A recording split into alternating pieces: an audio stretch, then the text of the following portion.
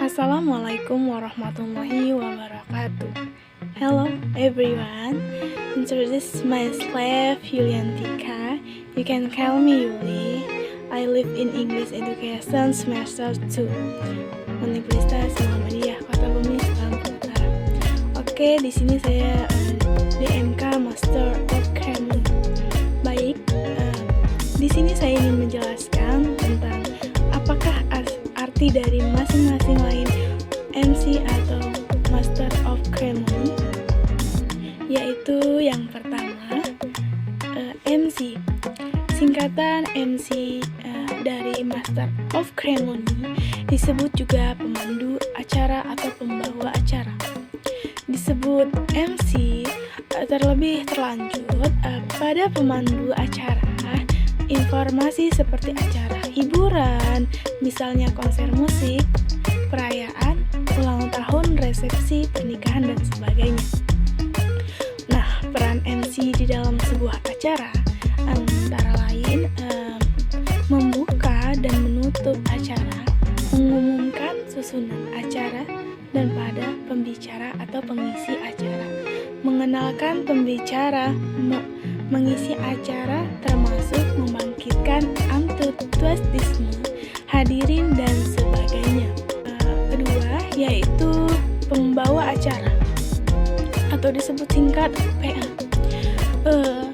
Disebut juga pewarah, yaitu pembantu suatu acara formal seremonial. Tugasnya yaitu sama dengan MC, namun di acara seremonial atau acara formal intensi. Yang ketiga yaitu host, host itu tuan rumah, yang dimana host ini orang yang menerima atau menghibur tamu baik secara sosial, komersial maupun resmi. Yang keempat yaitu presenter, yang dimana di Indonesia identik dengan penyiar televisi seperti televisi presenter, penyiar radio juga disebut presenter ya, yaitu radio presenter. Tugasnya apa saja sih? Yaitu menyajikan, menghadirkan, atau to present sebuah acara program siaran. Presenter TV yaitu orang yang membawakan pemandu acara, menyajikan sebuah acara televisi seperti program berita, news presenter, menyajikan berita, acara musik, talk show, quiz, dan sebagainya. Orang-orang yang mempresentasikan suatu materi, mempresentasikan juga bisa disebut presenter ya. Namun tidak lazim disebut demikian. Yang lazim disebut itu pemateri atau pembicara saja. Yang kelima yaitu moderator. Apa sih moderator? Yaitu moderator yang dimana adalah orang yang memimpin, mengatur, dan memandu jalannya diskusi, dialog, debat, seminar, workshop, atau lokakarya, yang dimana ini menjadi penengah atau mengatur lalu lintas pembicara. Yang keenam yaitu penyiar. Penyiar itu juga disebut radio atau announcer, radio host, radio personality, atau radio DJ, disc atau jockey, yaitu orang yang memandu atau membawakan sebuah acara, program, siaran radio, misalnya siaran berita, musik, siaran talk show, dan sebagainya. Penyiar memang tidak menghadapkan langsung dengan pendengarnya, namun hakikatnya ia public speaker juga karena berbicara kepada orang banyak, publik, yaitu para pendengar. Yang keenam yaitu announcer ya, yang dimana announcer ini resmi. Announcer itu memang menyiarkan radio juga, namun radio announcer, namun ada suatu profesi yang mengharuskan disebut announcer, tapi bukan penyiar, yaitu orang yang bertugas mengumumkan atau to announce beragam informasi di sebuah audio line, supermarket, pameran, bazar, pemandu, arena balap yang menggunakan disebut juga announcer. Yang ketujuh yaitu protokoler. Apa sih protokoler? Menurut KBBI, protokoler adalah arti dari berhubungan atau berkaitan dengan protokol atau bersifat protokolan, yang dimana sebagai tata cara protokol bersifat internasional. Ia mengatur bagaimana seharusnya berhubung antar negara dan acara yang melibatkan pejabat negara yang berbeda dilakukan. Yang ketujuh yaitu komersial master, yang dimana komersial ini dipengaruhi dengan sosial media, budaya yang semakin berkembang seperti di Indonesia ini. Komersial ini juga disebut dengan iklan di televisi maupun radio yang bersifat perniagaan atau perdagangan yang mempromosikan suatu barang di acara tertentu. Ini juga sangat praktis ya, sebab kamu juga bisa menggunakan perangkat elektronik seperti smartphone yang berhubungan dengan jaringan internet untuk mempromosikan suatu barang yang disebut announcer, ya seperti iklan barang yang ada di televisi. Yang kedelapan yaitu Quizmaster, yang dimana Quizmaster ini belakangan ini menggunakan kata-kata dalam ucapan dan keterangan makin luas dan banyak sekali digunakan dalam kata-kata yang jarang digunakan, sehingga membuat kita terkadang tidak tahu maksud dari kata-kata tersebut, seperti menggunakan kata Quizmaster.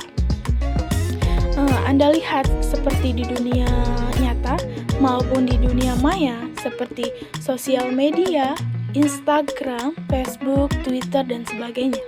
Namun, apakah kamu mengetahui arti kata Quizmaster yang sebenarnya?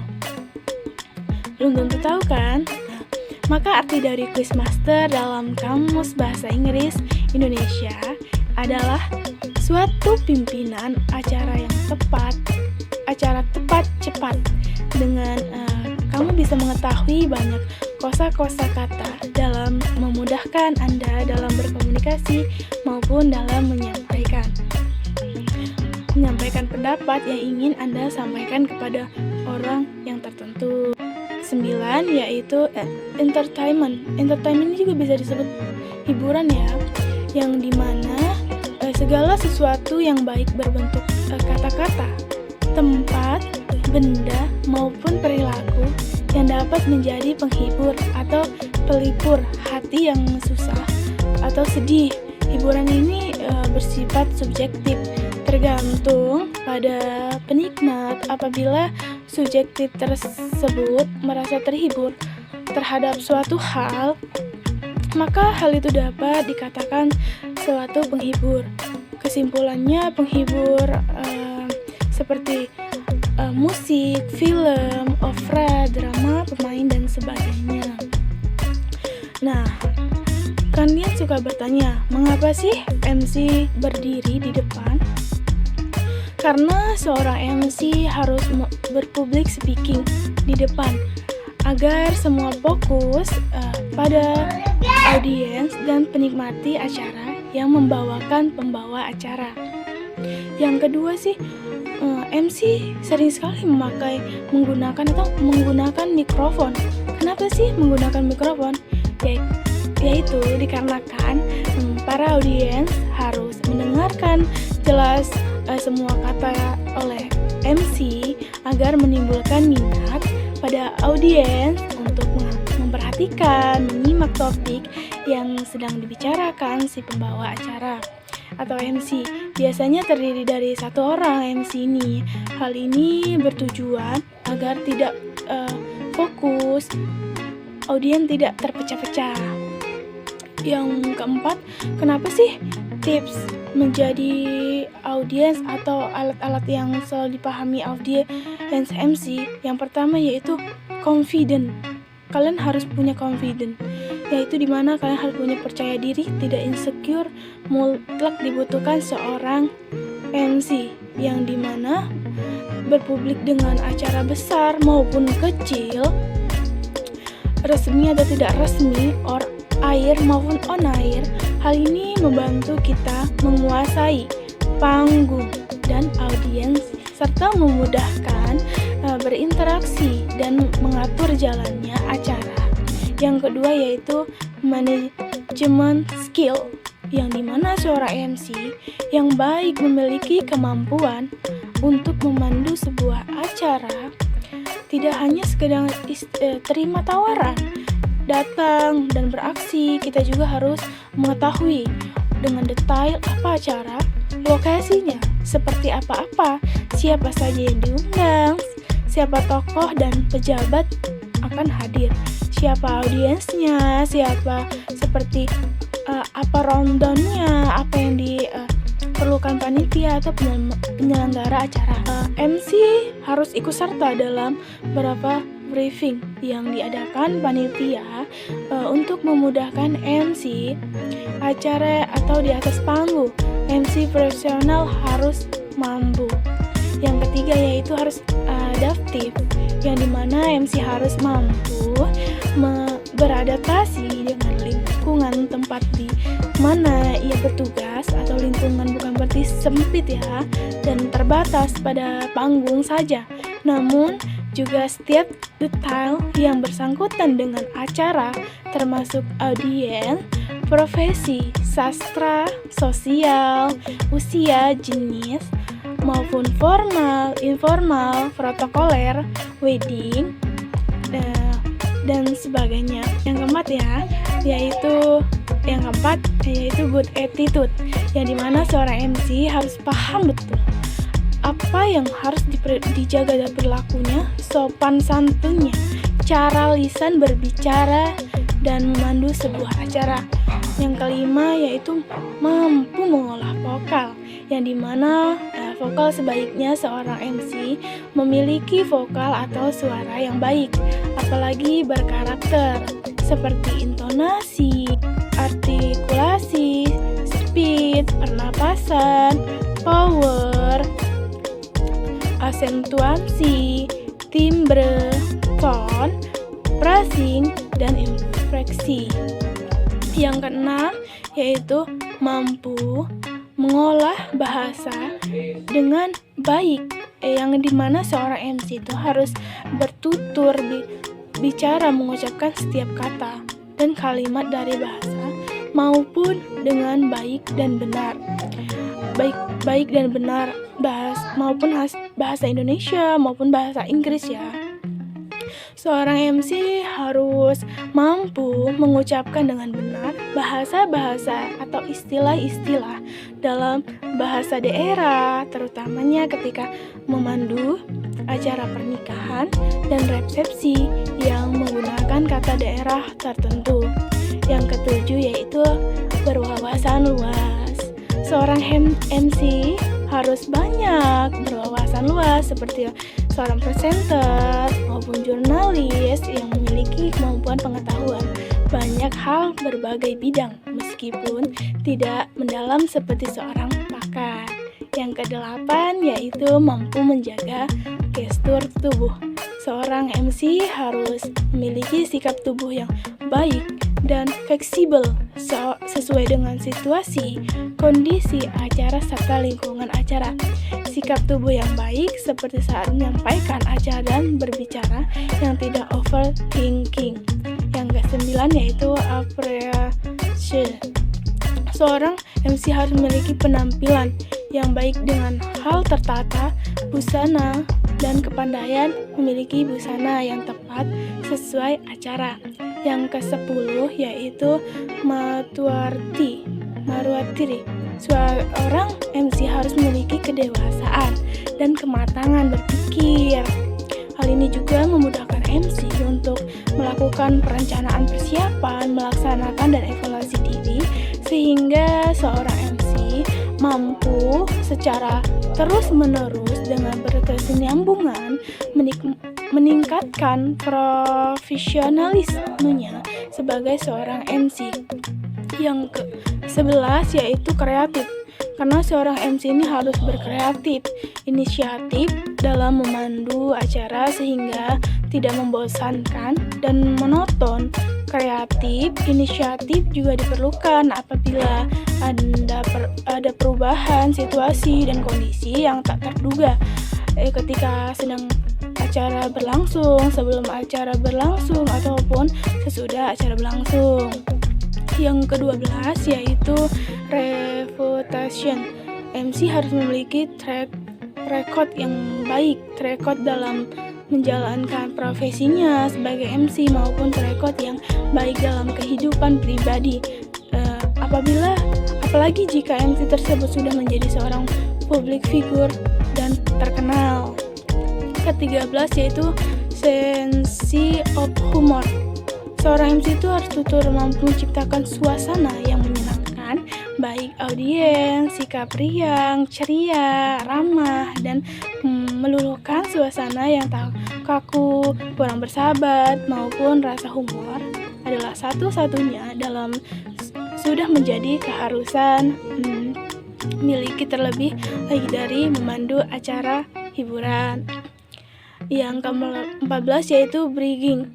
Seorang MC harus mampu membuat komentar yang menjadi jabatan antara satu segmen dengan segmen lain. Bridging ini adalah salah satu kemampuan dasar yang harus dimiliki MC agar acara menjadi tepat, menarik, dan tidak membosankan akibat penundaan atau segmen lain. Yang ke-15 yaitu berlatih dan berevaluasi mandiri, yang dimana seorang MC harus mampu melakukan latihan serta mandiri dan mengevaluasi kekurangannya secara mandiri, seperti latihan berevaluasi mandiri. MC juga cara kayak merekam suara dan gaya-gaya menggunakan kamera, video, berbicara di depan cermin. Yang ke-16 yaitu mengetahui teknis mikrofon mix. Seorang MC juga harus memiliki kemampuan teknis mengenai mikrofon mix ya, agar alat penting dalam sahabat MC di atas panggung. MC harus paham betul bagaimana cara memegang mix, jarak antara mix dari mulut, bagaimana setelan suara mix tersebut oleh sound operator. Biasanya setiap orang yang mempunyai ukuran suara di mix audio yang berbeda.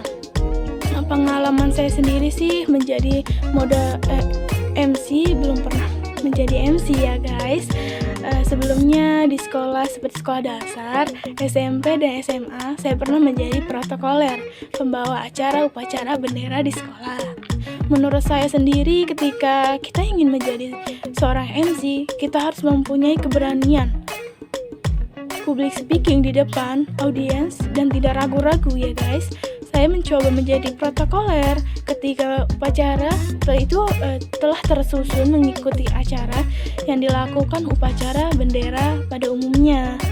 Jadi kita harus pandai dalam mengatur acara dan sudah tersusun seperti upacara-upacara sebelumnya di sekolah. Baik, terima kasih. Mungkin itu yang dapat saya sampaikan. Terima kasih. Wassalamualaikum warahmatullahi wabarakatuh.